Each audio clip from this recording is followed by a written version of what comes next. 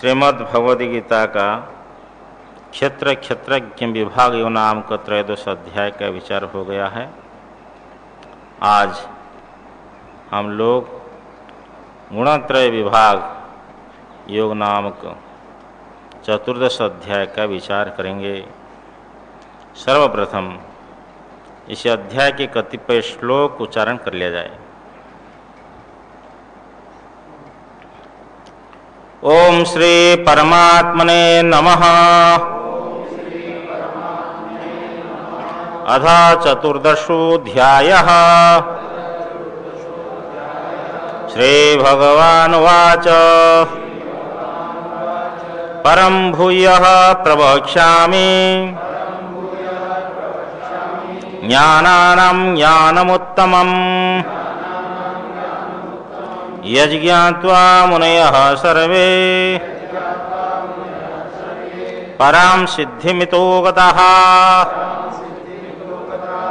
इदं ज्ञानमुपाश्रित्य मम साधर्म्यमागतः। सर्गेऽपि नोपजायन्ते प्रलयेन व्यथन्ति च। मम योनिर्महद्ब्रह्म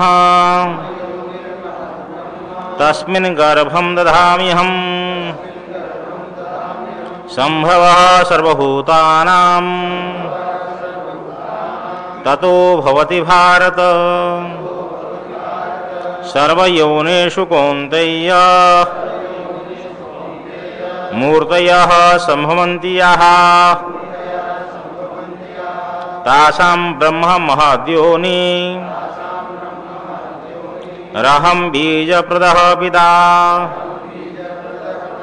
सत्वं रजस्तम इति गुणाः प्रकृतिसम्भवाः निबध्नन्ति महाबाहो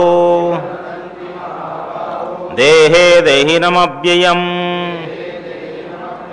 तत्र सत्वं निर्मलत्वात् प्रकाशकमनामयम् सुखसंगेन बध्नाति ज्ञानसंगेन चानघ। रजोरागात्मकं विद्धि तृष्णासंगसमुद्भवम् तन्निबध्नाति कौन्तेय कर्मसंगेन दहिनम्। तमस्त्वज्ञानजं विद्धि मोहनं सर्वदेहिनां। प्रमादालस्य निद्राभिः स्तन्निबध्नाति भारत। सत्वं सुखे संजयति रजः कर्मणि भारत। ज्ञानमावृत्य तु तमः प्रमादे संजयत्युत। रजस्तमश्चाभिभूय सत्वं भवति भारत। रजः सत्वं तमश्चैव तमः सत्वं रजस्तथा। सर्वद्वारेषु देहेऽस्मिन् प्रकाश उपजायते। ज्ञानं यदा तदा विद्यात् विवृद्धं सत्वमित्युत।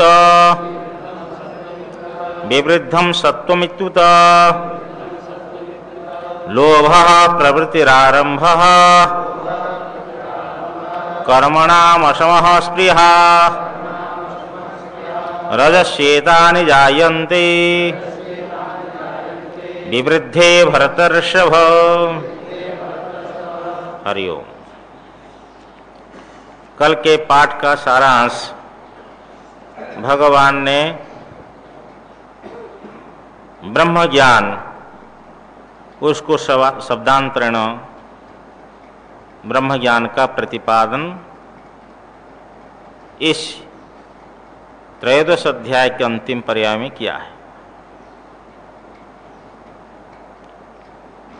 जो सब प्राणियों में समान भाव में अवस्थित अविनाशी ब्रह्म को दर्शन करता है वो यथार्थदर्शी है। जो सब में समान भाव में अवस्थित ऐसे ब्रह्म को दर्शन करता है वो स्वयं से स्वयं की हिंसा नहीं करता है, उस अहिंसा से परागति को प्राप्त करता है। कर्म प्रकृति के द्वारा होते हैं, आत्मा अकर्ता। ये भी भगवान ने कहा, इसका दर्शन करने वाला जो है वो यथार्थ दृष्टा है। और जितने जड़ वर्गों के पृथक भाव है वो एक ब्रह्म में सब अवस्थित हैं और उसी से सबकी उत्पत्ति है। आत्मा से प्राण, आत्मा से आशा, आत्मा से स्मरण, आत्मा से आकाश, आत्मा से तेज, आत्मा से जल, आत्मा से आविर्भाव तिरोभाव दोनों, आत्मा से अन्न, ये सब आत्मा से उत्पन्न होते हैं। सब पदार्थों का आविर्भाव तिरोभाव ले सकते हैं। ब्रह्म अनादि निर्गुण होने से परमात्मा अविनाशी और शरीरस्थ होने पर भी वो कुछ करता नहीं है, ना ही कर्मफल के साथ में संबंधित होता है। आकाश के समान ब्रह्म सूक्ष्म होने से तो सर्वत्र देह अवस्थित होने पर भी लिपायमान नहीं होता।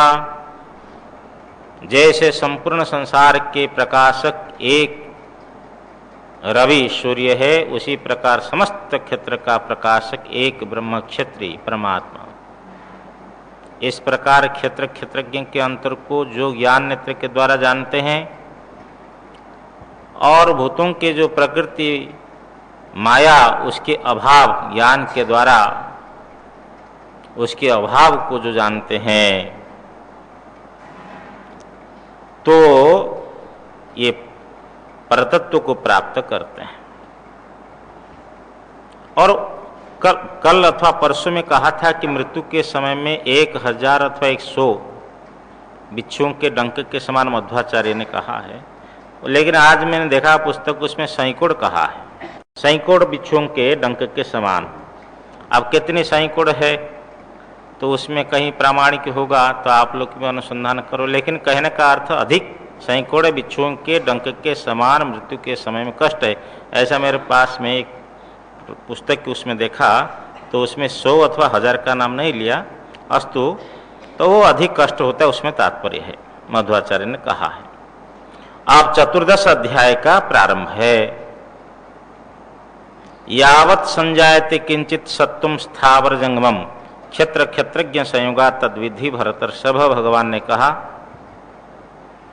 कि जो कुछ वस्तु स्थावर जंगम तो उत्पन्न होती है, ये सर्वम उत्पद्यमानम क्षेत्र क्षेत्रज्ञ संयोगात उत्पद्यति इति उक्तम। ये पूर्व अध्याय में कहा गया कि जो उत्पत्ति होने वाले वस्तु है वो क्षेत्र क्षेत्रज्ञ के संयोग से उत्पन्न होती है, ये कहा गया।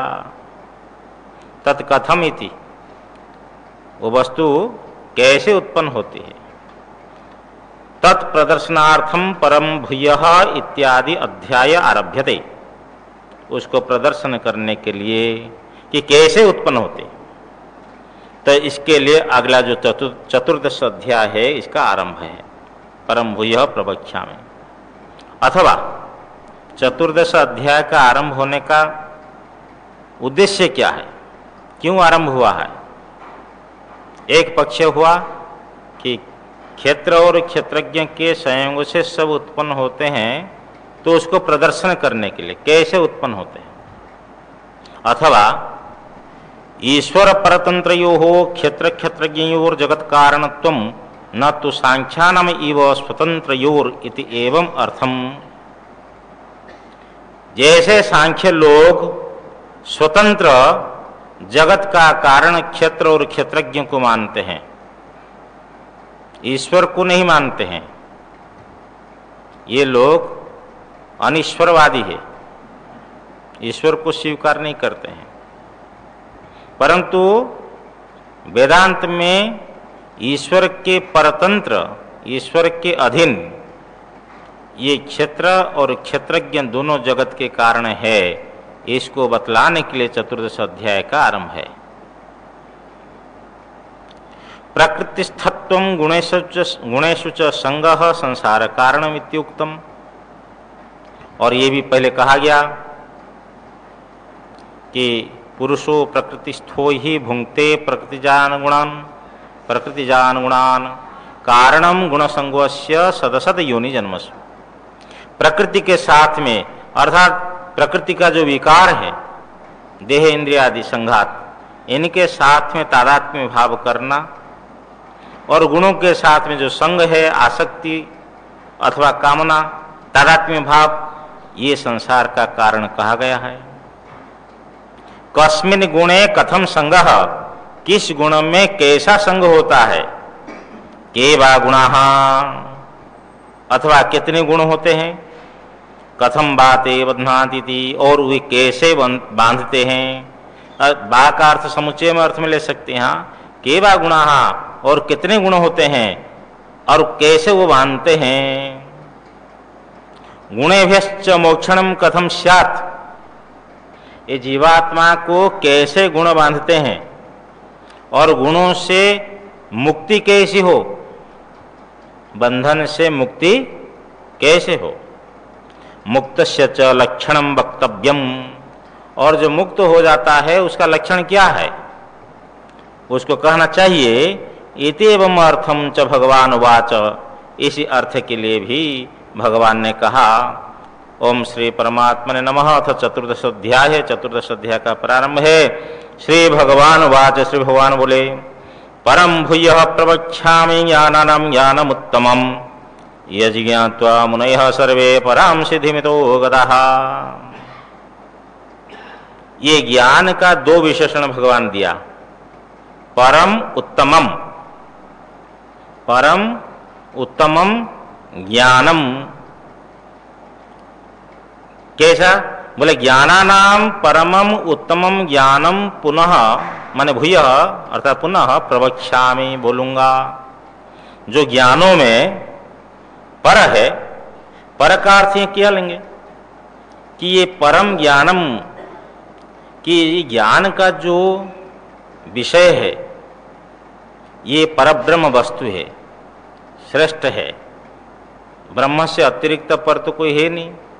अतः पर वस्तु विषय होने कारण से, इसका विषय पर वस्तु होने कारण से और पर वस्तु विषयक होने कारण से, तो ज्ञान को परम शब्द से कहा। जैसे घट का ज्ञान होता है तो ज्ञान का विषय कौन है, घट। पुस्तक का ज्ञान है तो ज्ञान का विषय कौन हुई, पुस्तक हुई। इसी प्रकार ब्रह्म का ज्ञान होता है तो ज्ञान का विषय कौन है, ब्रह्म। तो यहाँ कहने का अर्थ है कि विषय का अर्थ लक्षणावृत्ति से भले ही मान लो, यदि अभिधावृत्ति से विषय में बाधा है, लेकिन है ना किसका ज्ञान, ब्रह्म का ज्ञान। अब आपको पुस्तक के ज्ञान हो गया तो पुस्तक के ज्ञान से और वस्त्र के अज्ञान तो दूर नहीं होगा। हाँ, यद विषय का ज्ञान है तद विषय के अज्ञान का वो निवर्तक होता है, नियम है। जैसे कि आप हारमोनियम बजाने वाले हो गए तो हारमोनियम का ज्ञान आपको हो गया, तो उसका जो अज्ञान उस ज्ञान से नष्ट हो गया। इसका अर्थ नहीं कि आप बांसुरी बजाना फिर प्रारंभ कर देंगे, क्योंकि बांसुरी का ज्ञान अलग है, समझे ना। ढोलका का ज्ञान अलग है, तो अलग अलग अज्ञान पड़ा हुआ है, अलग अलग ज्ञान है, अलग अलग ज्ञान है। जिस ज्ञान से जिस विषय के ज्ञान होता है उस विषय का ज्ञान नष्ट होता है। तो जब तक ब्रह्म ज्ञान नहीं होगा और 1000 ज्ञान हो जाए, बहुत कुछ शास्त्र पढ़ लिया लेकिन ब्रह्म ज्ञान नहीं हुआ। यही तो नारद जी ने कहा कि ये विद्या अमुक विद्या समुक विद्या मेरे पास में है, लेकिन फिर भी शोक की निवृत्ति नहीं हो रही, शोक हो रहा है। तो ब्रह्म ज्ञान की बिना शोक की निवृत्ति तो नहीं होगी। इसलिए कोई व्यक्ति अपना को ऐसा मानता है कि मैं बड़ा बहुत योग्य हूँ, क्वालिफाइड पर्सन हूँ, तो भी ब्रह्म ज्ञान नहीं हुआ है तो अज्ञानी है। समझ में आए ना? क्योंकि अज्ञान में इतनी ज्ञान संसार का भरा हुआ है। तो आज एक महापुरुष के पास बैठे थे, हम बातचीत हो रहे थे, मतलब महाराज ऐसे ऐसे कुछ ना, हाँ मनुष्य की बुद्धि तो सीमित है, नहीं कर सकता है। संसार का एक मनुष्य अपने एक ही जीवन में संसार के सबके ज्ञान जो होता है ना, सब ज्ञानों का ज्ञानता, सब ज्ञानों के अर्जन करने वाला नहीं हो सकता। कितने ज्ञान है, कितने ज्ञान है संसार में कि देखो, इसलिए भगवान ने कह दिया ज्ञानानाम, जितने ज्ञान है सबसे उत्तम ज्ञान है ब्रह्म ज्ञान, श्रेष्ठ ज्ञान है ब्रह्म ज्ञान। ब्रह्म ज्ञान नहीं हुआ और 1000 डिग्री ले गए और फिर लेटर पैड में छपा दो कि ऐसा है ऐसा है ऐसा है ऐसा, कितने छपा दो, और ये भी कुछ काम देने वाला नहीं।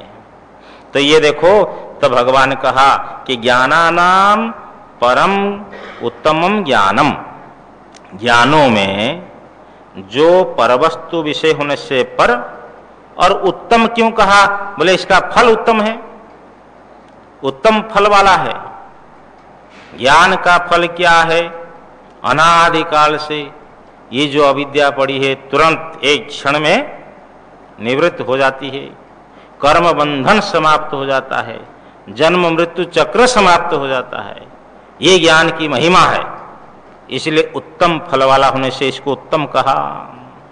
ये जो ज्ञान है, ज्ञानों में परम और उत्तमम, ऐसे ज्ञान को ज्ञान को भूयः प्रवक्ष्यामि। श्री भगवान वाच, श्री भगवान बोले ये ज्ञानों में जो पर और उत्तम ज्ञान है उसको बोलूंगा, पुनः बोलूंगा।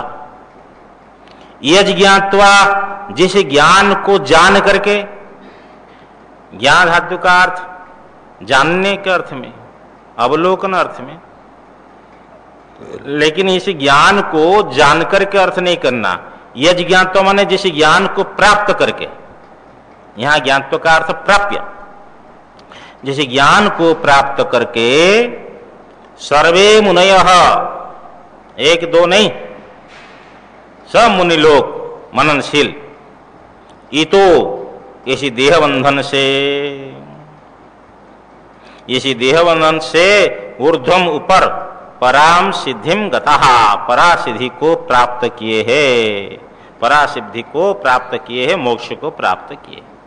देह बंधन से ऊपर उठना है तो ये ज्ञान के बिना संभव नहीं है। और भगवान कहते हैं कि सर्वे मुनया, जिनको ज्ञान हो गया ये सब मोक्ष को प्राप्त हुए हैं। और किससे? न इतो, इतो का अर्थ है देह बंधनात् ऊर्ध्वम। ये देह का जो बंधन है ना, आदमी कहता है कि मैं स्वतंत्र हूं, तो करंट को पकड़ लो, स्वतंत्र हो तो हो सकता है? करंट को पकड़ सकता है क्या? नहीं पकड़ सकता। क्यों? अब ये देह बंधन है, पकड़ नहीं सकता। कर्म बंधन है, पकड़ नहीं सकता। मरते मरते लोग बोल रहे मैं बच गया, तो भाई बच गया क्या? तुमको अभी कर्म का फल भोगना है, इसलिए बचना ही पड़ेगा। हाँ, जब तक इसी देह में जो प्रारब्ध बन चुका है, जब तक उसका भोग समाप्त नहीं हुआ है, चाहते हुए भी शरीर को नहीं छोड़ सकते हैं। ये देह बंधन है। तो एक देह गया, दूसरा देह है। देखो, एक जो है कोई आदमी जो है गंगा के प्रवाह में गिर गया और उसका प्राण छूट गया, तो उसके अस्थि कंकाल को कानपुर मेडिकल रिसर्च इंस्टीट्यूट वाले ला करके लैबोरेटरी में रख दिए। दृष्टांत झूठ होते हैं लेकिन समझाने के लिए। और उस मेडिकल साइंस में बच्चों को पढ़ाते रहे, कितनी बच्चे आए उनको अस्थि कंकाल से पढ़ाते रहे कि देखो इनका यह लीवर होता है, किडनी होते हैं, यहाँ इनका ऐसा नस होते हैं, यहाँ ब्रेन के लिए, यहाँ अमुके विभिन्न प्रकार के। और कई वर्षों के बाद में वो बच्चा जो है फिर किसी आसपास में पैदा हुआ, उसके मेडिकल साइंस में एंट्रेंस हो गया और वो भी जा रहा है उसी अस्थि कंकाल से पढ़ रहा है। लेकिन उसे अस्थि कंकाल कोई नहीं कह रहा है कि मैं हूं, वो कह रहा है कि हाँ ये है। जैसे सब बच्चे कह रहे ये है, तो जिसका अस्थि कंकाल था वो भी कह रहा है हाँ गुरुजी यह है। तो देखो उसमें तादात्म्य भाव समाप्त हो गया। क्यों? उसका साथ जो तादात्म्य था शरीर के साथ में, उसी जीवात्मा का, वो अहंकार का, वो कर्मज तादात्म्य, वो कर्म समाप्त हो गया, इसलिए उसके साथ समाप्ति है। तो ये जब तक कर्म बंधन है तब तक देह बंधन है, और ब्रह्म ज्ञान के बिना देह बंधन छूटने वाला नहीं है। इसलिए देह बंधन से ऊपर उठने के लिए ब्रह्म ज्ञान की आवश्यकता है। अच्छा, यज्ञात्वा मुनयः सर्वे पराम सिद्धिमितो गताः। और ये जो सिद्धि है, मोक्ष प्राप्ति है, ये ऐकांतिक होता है, अवश्यंभावी। इसको दिखा रहे हैं, इदं ज्ञानमुपाश्रित्य मम साधर्म्यमागताः सर्गेऽपि नोपजायन्ते प्रलयेन व्यथन्ति च। इदं ज्ञानम उपाश्रित्य, इस ज्ञान को माने ज्ञान के साधन को अनुष्ठान करके, मम साधर्म्यम आगताः, मेरे स्वरूप को प्राप्त किए हुए है। ये नहीं समझना चाहिए समान धर्म वाला, जैसे जीवात्मा चेतन है ईश्वर भी ब्रह्म भी चेतन, समान धर्म वाला, ऐसा साधर्म नहीं समझना या, क्योंकि क्षेत्र और क्षेत्रज्ञ में अभेद यहाँ इष्ट है। नहीं सॉरी, क्षेत्रज्ञ और ब्रह्म, क्षेत्रज्ञ और ईश्वर, इसमें यहाँ अभेद एकत्व का प्रतिपादन हुआ है। इसलिए साधर्म का अर्थ स्वरूपम, कि मेरे इदम ज्ञान उपाश्रित, इसी ज्ञान के साधन को आश्रय करके मम साधर्म्यम आगता, मेरे स्वरूप को प्राप्त किए हुए, सर्गेपि नोपजायन्ते, और सृष्टि काल में उत्पन्न नहीं होते हैं, प्रलय न व्यथंति च, का अर्थ और प्रलय में व्यथित नहीं होते हैं, अपने स्वरूप से नहीं गिरते हैं, न च्यवंती थी, बस एक रस में रह गए। ना जन्म होना है ना मरना है। तो जन्म मृत्यु चक्र से कोई व्यक्ति छूटना चाहता हो, उसको यथाशीघ्र ब्रह्म ज्ञान प्राप्त करने के लिए प्रयत्न करना चाहिए, लक्ष्य निर्धारण करना चाहिए कि इस जीवन में ब्रह्म साक्षात्कार हो, और कोई रक्षा नहीं कर सकते हैं। अब क्षेत्र क्षेत्रज्ञ का संयोग इस प्रकार कि जो है भूतों के कारण आगे बतला रहे हैं। अच्छा, परमात्मा स्वरूप को प्राप्त करके प्राप्त हुए स्वर्ग माने सृष्टि काल में उत्पन्न नहीं होते, प्रलय में गिरते नहीं हैं। अब कैसे संयोग होता है बतलाते, क्षेत्र क्षेत्र का संयोग इस प्रकार, जो प्राणियों के कारण, मम योनिर्महद् ब्रह्म तस्मिन् गर्भं दधाम्यहं संभव सर्वभूतानां ततो भवति भारत। हे भारत, ये योनि, योनि का अर्थ होते कारण। ये जो कारण है ये प्राणियों के योनि है, सब प्राणियों के कारण है। तो है किसके? बोले मम, ये मेरी है।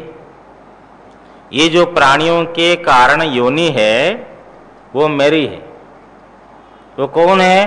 बोले महत ब्रह्म।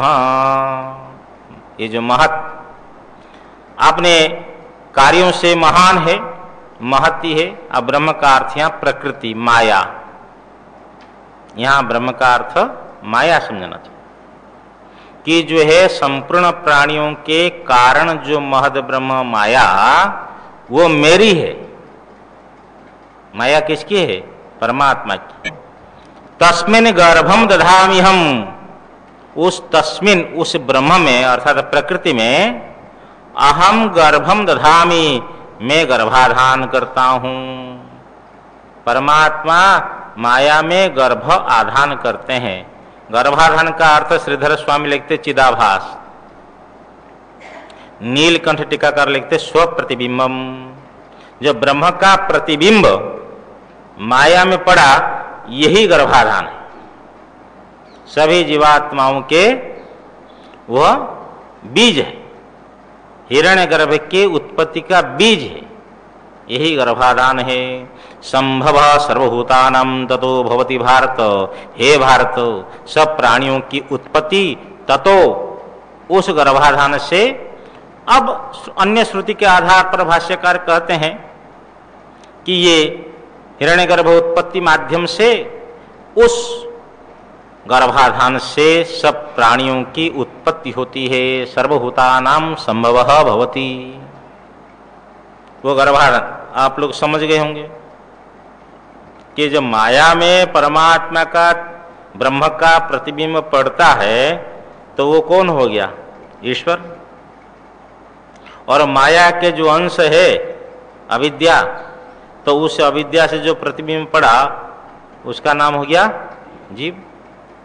तो आप सूर्य के सामने तो घड़ा रखते जाओ जल भर के, और अनंत घड़े रख दोगे, उसमें जल भर देंगे तो अनंत सूर्य दिखाई पड़ेंगे, सूर्यों का अनंत प्रतिबिंब दिखाई पड़ेगा। तो यही बात कर रहे हैं, ये एक प्रक्रिया है। अब यहां कह रहे हैं कि अविद्या काम कर्म उपाधि स्वरूप अनुविधायनम क्षेत्रज्ञम क्षेत्रण संयोजयामि इत्यर्थः। कि अविद्या काम कर्म उपाधि स्वरूप के अनुसरण करने वाले क्षेत्रज्ञों को क्षेत्र के साथ में संयोजन करता हूं। अब रही बात है कि आगे की प्रसंग, इसलिए मूलभूत में तो यहां जो है माया और माया में ब्रह्म का प्रतिबिंब, ये जो हुआ उस प्रतिबिंब जो है ये हिरण्यगर्भ के उत्पत्ति का बीज है, और उसी से हिरण्यगर्भ की उत्पत्ति है और उसी से सब जीवात्माओं की भी उत्पत्ति है। अब जीवात्माओं की उत्पत्ति का अर्थ उपाधि की उत्पत्ति मानना पड़ेगा।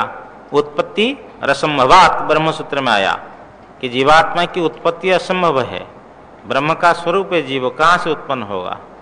परंतु वो जो उपाधि की उत्पत्ति मानना है। अब रही बात अविद्या काम कर्म उपाधि स्वरूप जो अनुविधायी क्षेत्रज्ञ है, उस क्षेत्रज्ञ को क्षेत्रज्ञ के साथ जोड़ दे रहे हैं, अर्थात उसका बीज डाल दिए। यही भावार्थ लेना पड़ेगा, क्योंकि वो प्रतिबिंब को यदि ईश्वर मानेंगे, वो प्रतिबिंब तो जीव नहीं है। तो जीवात्मा को संयोजन करते माने जीवात्मा के बीज डाल दिया गया है, ऐसा भावार्थ समझना पड़ेगा। सर्वयोनिषु कौन्तेय मूर्तयः सम्भवन्त्यः तासां ब्रह्म महद्योनिरहं बीज प्रदः पिता। हे कौन्तेय, हे कुंती नंदन, सर्वयोनिषु, चाहे वो मनुष्य हो, देव हो, गंधर्व, यक्ष, रक्ष, कीट, पतंग, पशु, कितने योनियां हैं? कितनी योनि है आपको? हाँ, कितनी योनियां होगी? 84 लाख, उससे एक अधिक ही नहीं है।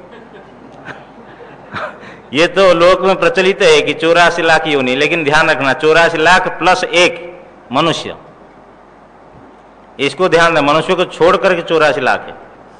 हाँ, ये समझना चाहिए कि आगे देखो, सर्वयोनिषु कौन्तेय मूर्तयः सम्भवन्त्यः। हे कुंती नंदन, सब योनियों में जितनी मूर्तियां हैं, जितनी देह अवयव संस्थान है, देखो यहाँ कितनी मूर्ति बैठे, बोले भंडारे में आना है, बोले कितनी मूर्ति आना है। ये सब जो देह का अंग अवयव संस्थान है, ये सब मूर्तियां हैं।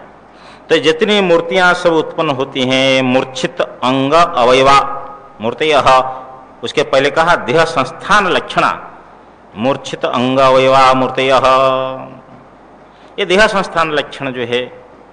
तो जितनी मूर्तियां है ये संगठित हो गया अंग। या मूर्तयः संभवन्ति। हे कौन्ते, हे कुंती नंदन, सर्वयोनिषु, सब योनियों में, या मूर्तयः संभवन्ति, जो मूर्तियां उत्पन्न होती हैं, तासाम ब्रह्म महद्योनिरहं बीज प्रदः पिता। तासाम माने उनके, योनि कारण कौन है? महद ब्रह्म योनि, उनके कारण जो है महद ब्रह्म प्रकृति कारण है। अहम, मैं, बीज प्रदः पिता, मैं बीज प्रदान करने वाला पिता हूं। अर्थात कि वो जो अविद्या का, माया का अंश अविद्या कहो, अथवा प्रक्रिया अंतर से बुद्धि को कहो, तो जितनी बुद्धियां हैं उन सब में उस चैतन्य का प्रतिबिंब हो रहा है, यही बीज प्रदान है। हाँ, यही गर्भाधान है। तो प्रकृति उस गर्भ को धारण करने वाली है और उसी प्रकृति में चैतन्य का प्रतिबिंब है। समष्टि के रूप में ईश्वर मान लो, व्यष्टि के रूप में सब जीवात्मा मान लो। अब रही बात है कौन गुण है, किस प्रकार बांधते हैं। सत्वम रजस्तमैति गुणः प्रकृति संभवाः निबध्नन्ति महाबाहो देहे देहिनमव्ययम्। बोले हे महाबाहो, सत्वम रजस्तम इति, सत्व रज और तम इस प्रकार प्रकृति संभवाः गुणाः, प्रकृति से उत्पन्न होने वाले गुण हैं। प्रकृति संभवाः, प्रकृति से उत्पन्न होने वाले, माया से उत्पन्न होने वाले सत्व रजस तम इति गुणाः, सत्व रजस तम इस प्रकार 3 गुण हैं। हे महाबाहो, देह में अव्ययम देहिनम निबध्नन्ति, अविनाशी देही जीवात्मा को ये बांधते हैं। ये देखो, अविनाशी जीवात्मा को निबध्नन्ति, इसलिए भाष्यकार भगवान कहते निबध्नन्ति इव, मानो बांधते हैं। ये जीवात्मा का जो वास्तविक स्वरूप है, चैतन्य स्वरूप है, उस चैतन्य के स्वरूप को कोई छू नहीं सकता, फिर कैसे बंधन है? इसलिए मानो बांधते हैं। ये अज्ञान का आरोप हो गया। जैसे एक धोबी जो है रोज जो है गधा को लेकर जाता था, तो रस्सी भी ले जाता था और गधा को बांध देता था 2-3 किलोमीटर दूर गांव से। एक दिन रस्सी भूल गया और गधे को लेकर गया और वहां जब 2-3 किलोमीटर दूर पर देखा जहां बांधने का स्थान है, आज तो रस्सी नहीं लाए। फिर गधे को छोड़ करके हाँ जाऊं तो ये फसल खा जाए, झगड़ा होगा, और गधे को लेकर फिर जाऊं रस्सी के लिए, तो धोबी का चलो जी जैसे बांधते ऐसे हाथ घुमा दूंगा, आज देखा जाए। अब गधे के पैर में उन्हें यूं यूं हाथ घुमा दिया, अब गधा समझ गया कि मैं बंध गया। अभी बांधा नहीं, रस्सी तो थी नहीं।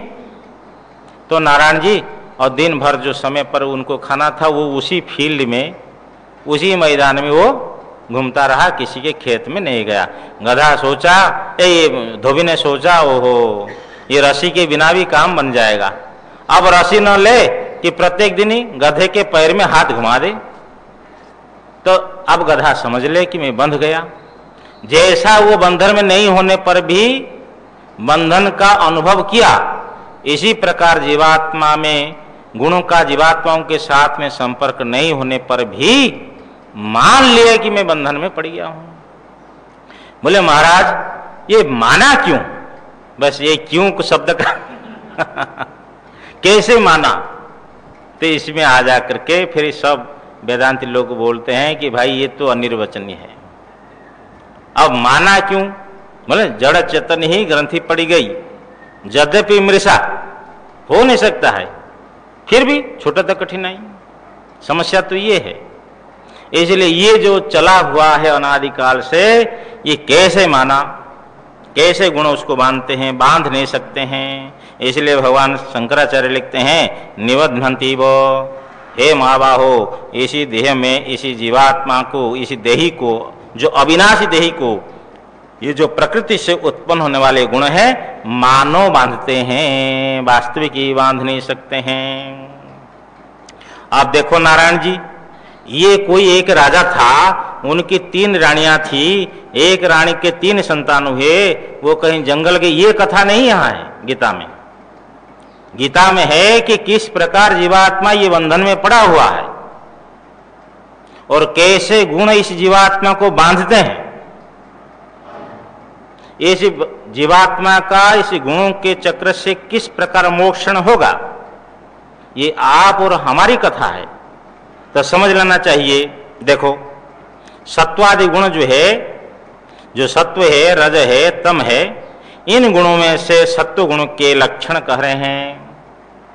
तत्र सत्वं निर्मलत्वात् प्रकाशकमनामयम् सुख संगेन बध्नाति ज्ञान संगेन चानघ।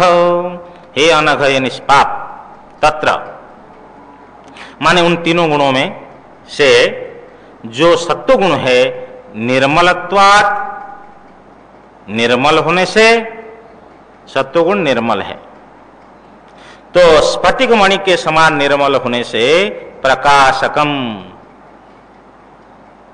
मधुसूदन स्वामी लिखते हैं चैतन्य अभिव्यंजकम। प्रकाशकम का अर्थ है कि चैतन्य को अभिव्यक्ति करने वाला। जैसे तो सूर्य का प्रकाश तो सर्वत्र पड़ रहा है, परंतु दर्पण रख लो तो विशेष प्रकाश हो गया, क्योंकि दर्पण स्वच्छ है, उसको विशेष रूप से प्रकट करने वाला, अभिव्यक्ति करने वाला सूर्य के प्रकाश को। इसी प्रकार सत्वगुण जो है ये प्रकाशक है। इसका अर्थ ये हुआ कि चैतन्य के अभिव्यंजक है, चैतन्य को अभिव्यक्ति करने वाला। अच्छा, माने सामान्य चैतन्य जो इसमें विशेष रूप से प्रकाशित होता है, इसीलिए उसको कहा गया प्रकाशकम। और अनामयम, ये निर्मल होने से प्रकाशक है और अनामय है। अनामय का अर्थ है निरुपद्रवम, उपद्रव रहित। इसलिए जो सत्वगुणी व्यक्ति होता है ना मनुष्य, वो शांत रहता है, उपद्रवी नहीं होता है। रजोगुणी थोड़ा उपद्रवी होता है, सत्वगुणी शांत रहता है, निरुपद्रवम, उपद्रव से रहित। हे अनघ, ये जीवात्मा को कैसे मानता है? सुख संगेन बध्नादि ज्ञान संगेन च। सुख संगेन, च का अर्थ और ज्ञान संगेन, और ज्ञान संग से बध्नाति, मानो बांधता है जीवात्मा को। ये सुख संग और ज्ञान संग का क्या अर्थ है? मधुसूदन स्वामी ने बढ़िया भाव से खुला देखो। सुखस्य ज्ञानस्य च आत्मनि अध्यासः संगः। बस, सुख और ज्ञान का जो आत्मा में आरोप किया, यह इसी का नाम संग है। जैसे विषय का सुख मिला तो विषय का सुख आत्मा में है क्या? लेकिन कह रहा है कि मैं सुखी हूं, सुख का आरोप कर दिया आत्मा में, बस यही सुख संग है। पुस्तक को पढ़ लिया, पढ़ने के बाद कहते इसका ज्ञान मेरे को हो गया, अहम जाने, मैं जानता हूं, तो ज्ञान का आरोप कर दिया आत्मा में। तो आदमी बहुत बड़े होशियार होता है, कि मैं ऐसा हूं, मैं ऐसा हूं, तो समझ लो कि वो बहुत बड़ा मूर्ख हो गया वेदांत शास्त्र के अनुसार, क्योंकि आत्मा में सबका आरोप करता है जो आत्मा निर्धर्मक है। अरे भाई, मैं सुखी हूं, मैं अमुक हूं, जो कह दिया, जो मान लिया, तो क्या हो गया? ये सुख संग और ज्ञान संग से बंध गया। बस, सुख संगे न बध्नाति ज्ञान संगे न चानक, कि सुख मेरा धर्म नहीं है, विषय विज्ञान मेरा धर्म नहीं है, ये सब अंतःकरण के धर्म है, ऐसा समझने वाला विवेकी है। बहुत बड़ी कठोर तपस्या करनी पड़ेगी इसको समझने के लिए, माने सतत सजग रहना पड़ेगा, निरंतर सजग रहना पड़ेगा। तो ऐसा व्यक्ति फिर मान अपमान में तुल्य हो जाता है। देखो, सत्वगुण सुख संग से और ज्ञान संग से बांधता है। तो अहम सुखी अहम जाने इति च, बस मैं सुखी हूं, मैं जानता हूं। तो ये जो है सुख और ज्ञान को अपने आत्मा में आरोप कर लेना। रजोरागात्मकम विद्धि तृष्णा संग समुद्भवम तन्निबध्नाति कौन्तेय कर्म संगेन देहिनम। हे कुंती नंदन, तृष्णा आसंग, तृष्णा संग समुद्भवम, तृष्णा और आसंग के कारण, तृष्णा संगयोः समुद्भवम, तृष्णा संग समुद्भवम। तृष्णा किसको बोलते? अप्राप्त की अभिलाषा, जो प्राप्त नहीं है उसकी आशा बनी रहती है। इदम में स्यात्, ये मेरे को प्राप्त हो जाए, ये मेरे को प्राप्त हो जाए, ये मेरे को प्राप्त हो जाए, इसके नाम तृष्णा है। और आसंग किसको बोलते हैं? जो प्राप्त हो गया उसी में आसक्ति हो जाती है, मन की प्रीति हो जाती है। देखो, 50,000 की गाय ले आओगे, कोई किसान ले आता है, अथवा भैंस ले आता है, अथवा कार ले आते हैं कई लाखों के, तो घर में आ जाने के बाद में चेतन अथवा जड़ वस्तु तो उसको जाकर के बार बार देखता है। हाँ, कितनी बार देखता है? क्यों? बोले जो प्राप्त है उसमें प्रीति हो गई। दिन में अपने चेहरा को कितनी बार देखते हैं आदमी दर्पण के सामने? जिसको देखता है उसका स्वरूप। हाँ, तो बार बार कहते ऐसा लगाना चाहिए, ऐसा लगाना चाहिए। क्या कर रहे हो? ना स्वरूप दर्शन कर रहा हूं। कई लोग बोलते स्वरूप दर्शन करता हूं, लेकिन ये मैं हूं, ये भाव बढ़ता है या घटता है? विचार करो। जब क्योंकि उपनिषद में आया है ये जो उपासना यहां होती है ये भी एक उपासना है यहां, लेकिन इसके अंतर्गत उस तत्व का दर्शन करनी उपासना है। यदि उसके अंतर्गत दृष्टि न गई और अपनी जो भी अवस्था है उसको देखना बार बार, मैं सुंदर हूं, अमुक हूं, समुक हूं, अध्यास बढ़ता है, घटता नहीं। तो अप्राप्त की अभिलाषा ये हो गई तृष्णा, और प्राप्ति जो प्राप्त वस्तु में जो प्रीति है, जो आसक्ति है, उसका नाम है आसंग। ये तृष्णा और आसंग के जो कारण है, रागात्मक जो रज है, राग रूप, रज्यते विषयेषु पुरुषो अनेनति रागः कामो गर्धः स एव आत्मा स्वरूपम यस्य, जिसके द्वारा ये विषयों में रंग जाता है, मिल जाता है, समझ लो एक प्रकार, तो उसका नाम राग है। उसको काम कहते हैं, गर्ध कहते हैं। वही स्वरूप जिसका हो, रजोगुण का स्वरूप ये है। मधुसूदन स्वामी ने कहा इस प्रकार तृष्णा आसंग के कारण राग रूप रजो को, रजो विधि रजो को जान, है कौन्तेय। तृष्णा और आसंग के कारण ये राग रूप रजो को जान, कर्म संज्ञेन तत्, तत्का अर्थ वह रजोगुण,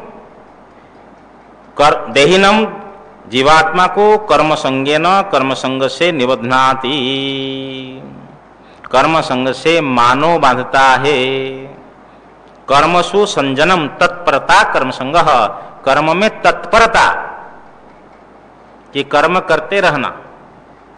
शांति से आदमी नहीं बैठ सकते, कोई कोई कुछ करना ही है, समझे ना। ट्रेन में भी महिलाएं भिंडी काटती है, कुछ करना है। मैं जब तक नहीं बोला हूं, उज्जैन से, इंदौर से उज्जैन आ रहे तो वहां महिलाओं देखा वो सब्जी काट रही ट्रेन में। माने कुछ ना कुछ करना है। और कथा में सुनते तो कुछ ना कुछ, कई लोग, सब तो ऐसा नहीं है, स्वेटर बुनना है, बत्ती बनानी है। भाई तू बत्ती बना रहे हो या भगवान कथा सुन रहे हो ना, मैं दोनों काम हो रहा है मेरे से। माने ऐसा व्यक्ति होते हैं जो कर्म के बिना रह नहीं सकता है।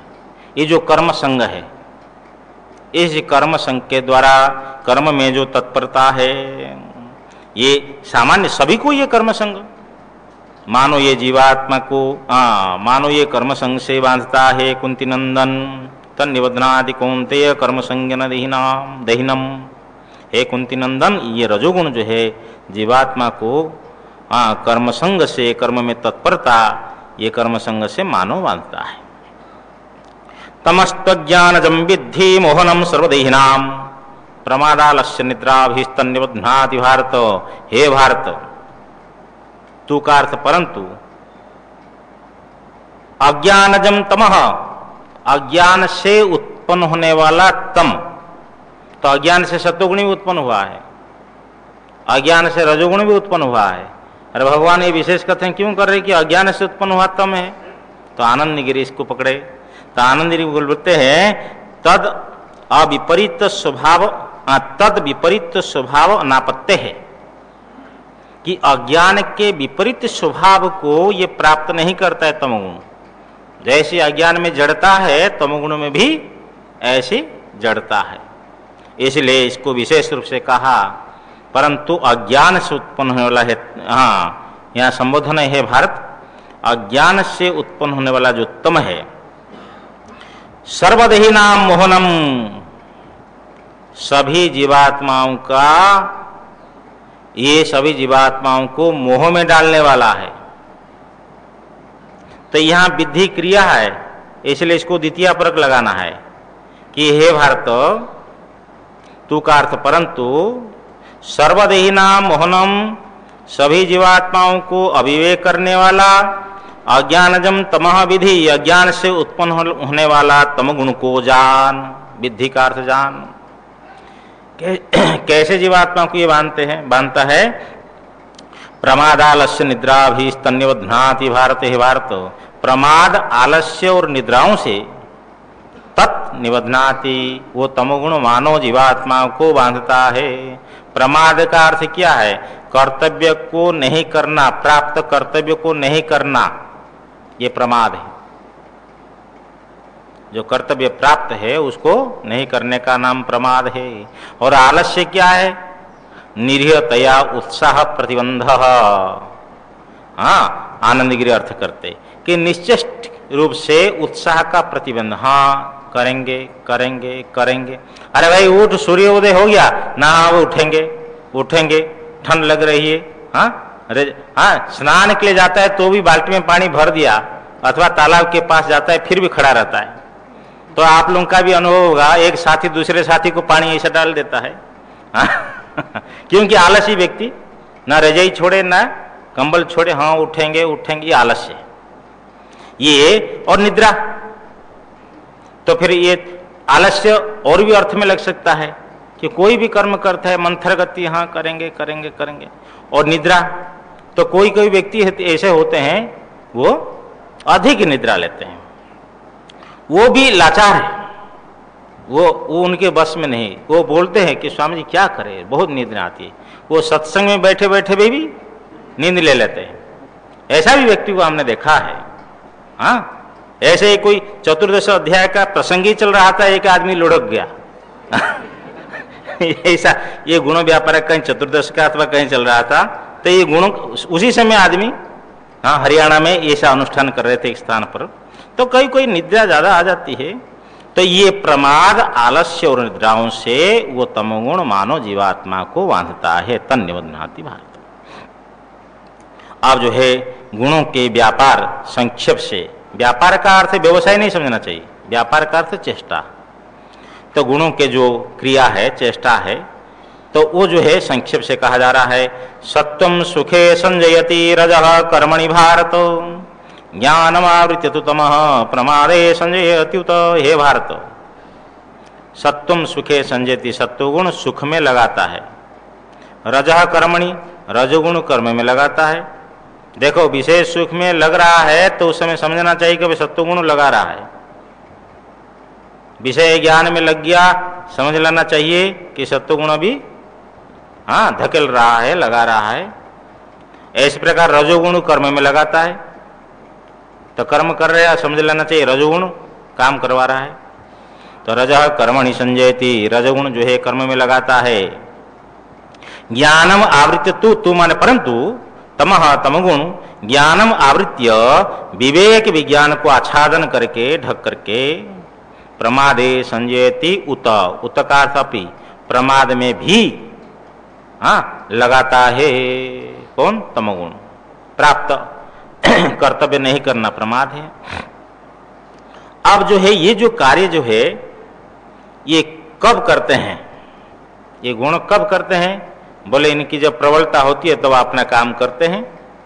जिसकी जोर है, प्रबलता है, तब अपना काम करते हैं। रजस्तमश्चाभिभूय सत्वं भवति भारत, रजः सत्वं तमश्चैव तमः सत्वं रजस्तथा, हे भारत। सत्वम सत्वगुण, रजस्तमश्च अभिभूय, रजोगुण और तमगुण को दबा करके जब बढ़ते, भवति का अर्थ वर्धते, जब ये बढ़ता है तब ये लब्धात्मक होकर के माने बढ़ करके अपने स्वरूप को विशेष रूप से प्राप्त करके सत्वगुण अपने कार्य जो ज्ञान सुख आदि को आरंभ करता है। रजः सत्वम तमश्चैव, और रजगुण जो है सत्वगुण को और तमगुण को ही दबा करके जो बढ़ता है फिर अपना काम प्रारंभ करता है। तमः सत्वम रजस तथा तथा का अर्थ और तमोगुण जो है सत्वगुण और रजोगुण को अभिभूय दबा करके जब बढ़ता है तो अपना काम करता है। रजः सत्वम तमश्चैव, रजोगुण जो सत्व और तमगुण को ही अभिभूय दबा करके जब भवति बढ़ता है तो अपना काम करता है। इसी प्रकार तम और सत्वगुण, तम जो है सत्वगुण और रजोगुण को दबा करके जब बढ़ता है तो अपना काम करता है। जब जो गुण उद्भूत होते हैं, जब जो गुण उद्भूत होता है तो उसका क्या चिन्ह है भाई? चिन्ह भी होना चाहिए ना। ये सब कह रहे इसलिए कि अपना को विवेक करना है कि अब ये चिन्ह प्रकट हो गया है। जैसे चिन्ह प्रकट होते हैं पुंस्त्वादिवत्व से सतो अभिव्यक्ति योगात, ये सब ब्रह्मसूत्र में भी आया है कि जो है देखो समय आने पर दाढ़ी मूछ आ गया तो पता लग गया कि हमारा बालक जो है यौवन अवस्था में प्रवेश कर गया, युवा हो गया, तो चिन्ह प्रकट हो गया ना। इसी प्रकार क्या चिन्ह है, क्या लिंग है? लिंग का अर्थ क्या है? लीनम अर्थम गमयति इति लिंगम, तो छिपे हुए अर्थ को प्रकट कर दे। तो अब सत्वगुण बढ़ा हुआ कैसे समझेंगे हम? तो कह रहे हैं सर्वद्वारेषु देहेस्मिन् प्रकाश उपजायते ज्ञानम यदा तदा विद्यात् विवृद्धम सत्वमित्युत। अस्मिन् देहे, इस देह में, सर्वद्वारेषु अर्थात इंद्रिय नेत्र है, श्रोत्र है, सब उपलब्धि जो द्वार है उन द्वारों में यदा जब ज्ञानम प्रकाश उपजायते, ज्ञान रूप प्रकाश उत्पन्न होता है, तदा उस समय में सत्व विवृद्धम सत्वम, बढ़ा हुआ सत्वगुण को, इति इस प्रकार उत्तम अपि, कि बढ़ा हुआ सत्वगुण को भी इस प्रकार, बढ़ा हुआ सत्वगुण को इस प्रकार भी विद्यात जानना चाहिए, समझे कि अब ये बढ़ा हुआ है, अर्थात उद्भूत हुआ है, प्रकट हुआ है। तो उसी से फिर इंद्रियों के माध्यम से ज्ञान हो रहा है, ज्ञान रूपी प्रकाश जब उत्पन्न होता है समझ लेना चाहिए सत्वगुण चल रहा है। रजोगुण जब प्रकट होता है उसका क्या चिन्ह है? लोभ प्रवृत्तिरारंभ कर्मणाम असमः स्पृहा रजस्येतानि जायन्ते विरुद्धे भरतर्षभ।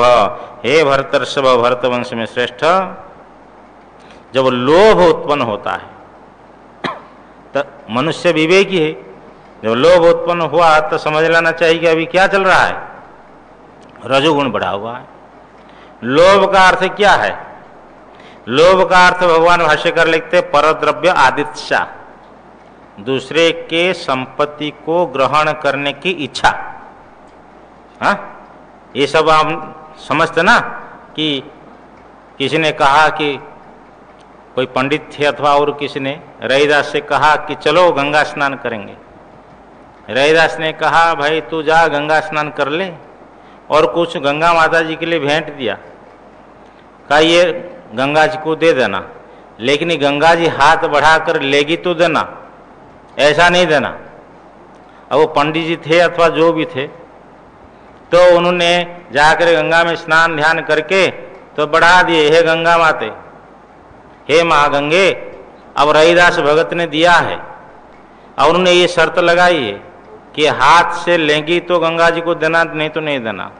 भाव शुद्ध था रविदास का, माता जी के गंगा जी के हाथ से हाथ आ गए और ये सामान भी ले गए वस्तु, और एक बढ़िया चूड़ी दे दी, कंकण दे दिए, इतना सुंदर सोने का। अब क्या हो रहा है, इसका क्या होना चाहिए फिर कि भाई ये सोना के जो कंकण है तो इसको क्या करना चाहिए, रविदास को ला कर देना चाहिए, दूसरे का द्रव्य हो गया ना। लेकिन अब लोभ प्रकट हो गया, देखो छिपाया, बोला ये राजा को दे दूं और राजा हमको कुछ देंगे, तो राजा को दे दिया, कुछ मूल्य मिल गया उनको।